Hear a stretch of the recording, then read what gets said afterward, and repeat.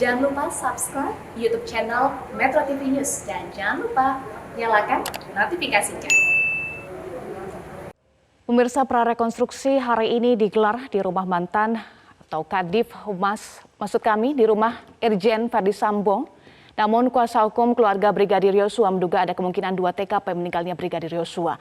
Salah satunya yakni dalam perjalanan dari Magelang hingga Jakarta. Dan untuk membahasnya lebih lanjut sudah terhubung bersama kami salah seorang kuasa hukum keluarga Brigadir Yosua, Mansur Febrian. Selamat sore Pak Febrian, salam sehat Pak.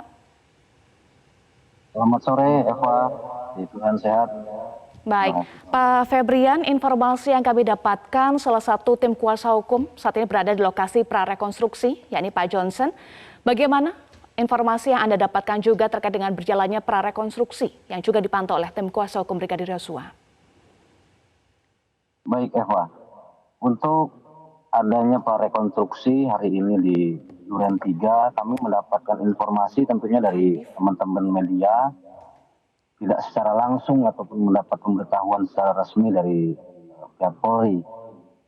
Setelah mendapatkan informasi dari rekan-rekan media, tentunya senior kami, Bang Johnson Panjaitan beserta tim yang lain, langsung menyambangi untuk datang ke Duren 3. Beliau sekarang sudah ada di TKP untuk akan mencoba melihat jalannya proses prarekonstruksi ini.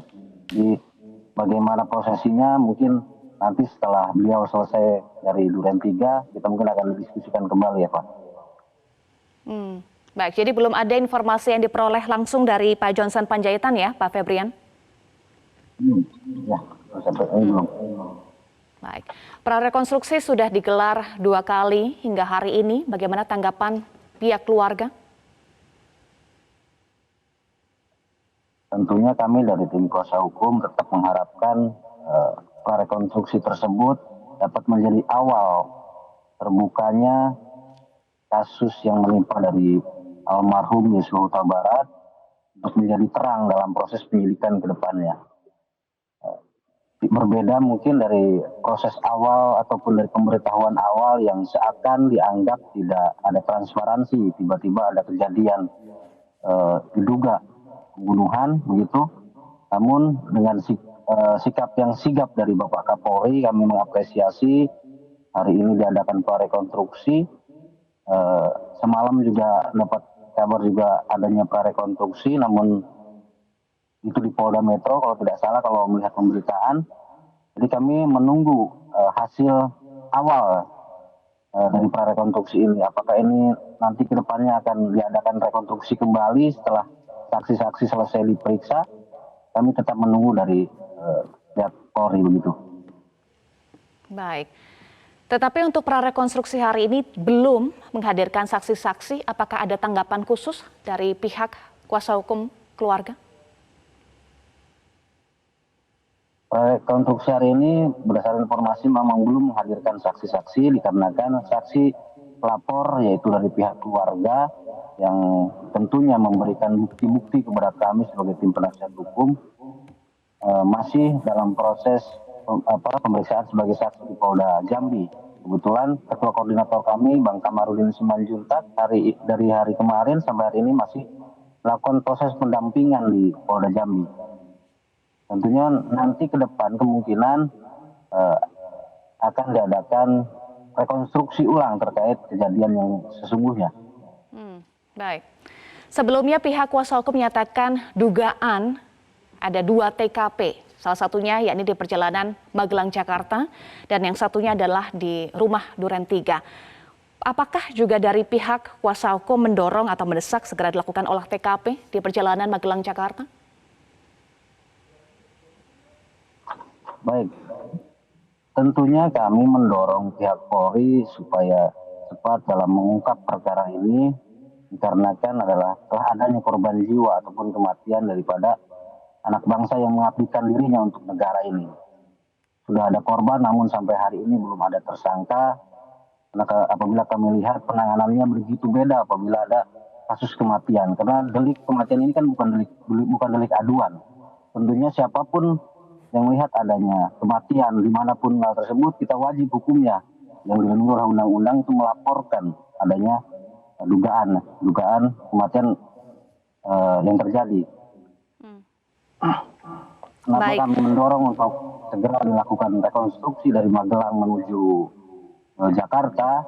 Karena dari beberapa bukti mungkin yang kami himpun, ada yang menunjukkan ketika komunikasi antara almarhum dengan pihak keluarga, yang sering dikatakan adalah sekitar pukul 10.58 masih ada komunikasi. Namun kemudian pukul 17 kita mengacu kepada bukti surat, yaitu permohonan visum et repertum, telah ditemukan adanya mayat sekitar pukul 17 begitu.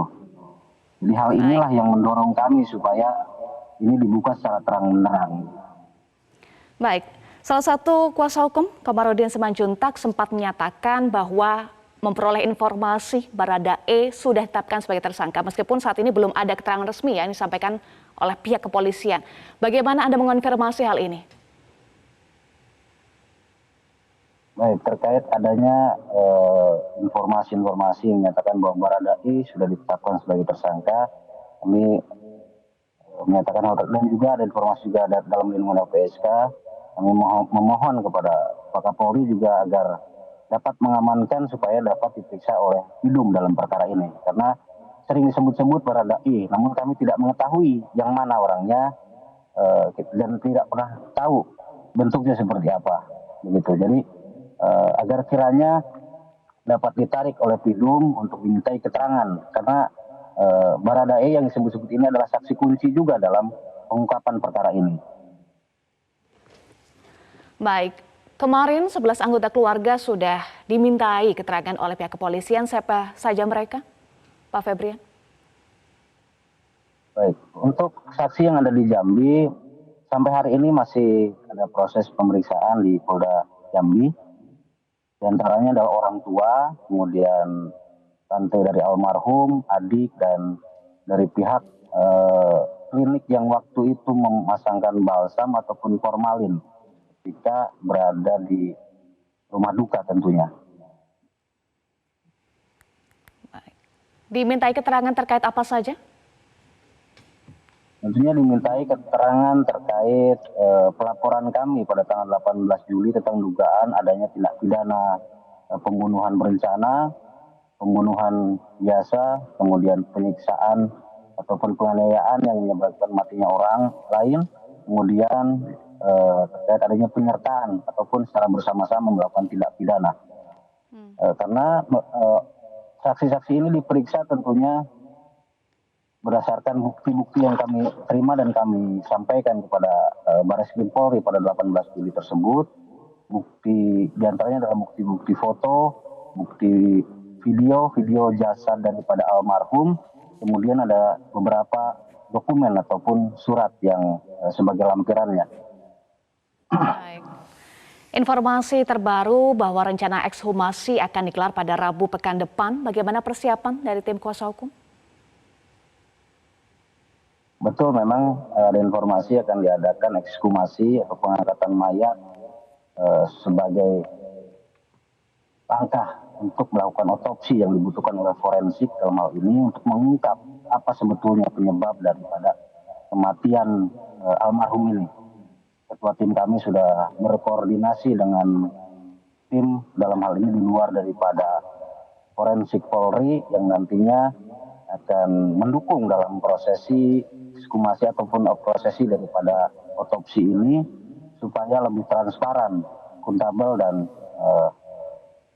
ada kepastian hukum tentunya. Tentunya hal ini dilakukan secara ilmiah, nanti akan dijelaskan oleh para ahli penyebab-penyebab sebenarnya supaya masing-masing pihak tidak, seperti katakan, tidak adanya spekulasi tentunya. Seperti juga permintaan dari Bapak Kapolri, penjelasan tersebut harus secara ilmiah, secara detail, secara gamblang yang dijelaskan oleh para ahli begitu.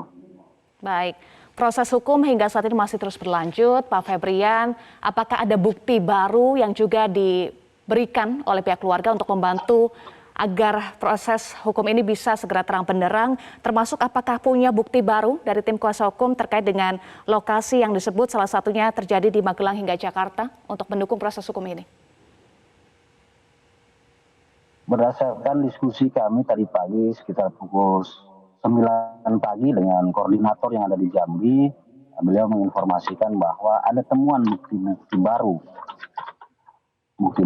bukti percakapan yang sudah terekam secara elektronik, dan bukti tersebut sudah disampaikan juga kepada pihak penyidik di Polda Jambi untuk bukti tambahan tentunya tentang dugaan kuat adanya tindak pidana ataupun pembunuhan biasa ataupun pembunuhan berencana tersebut.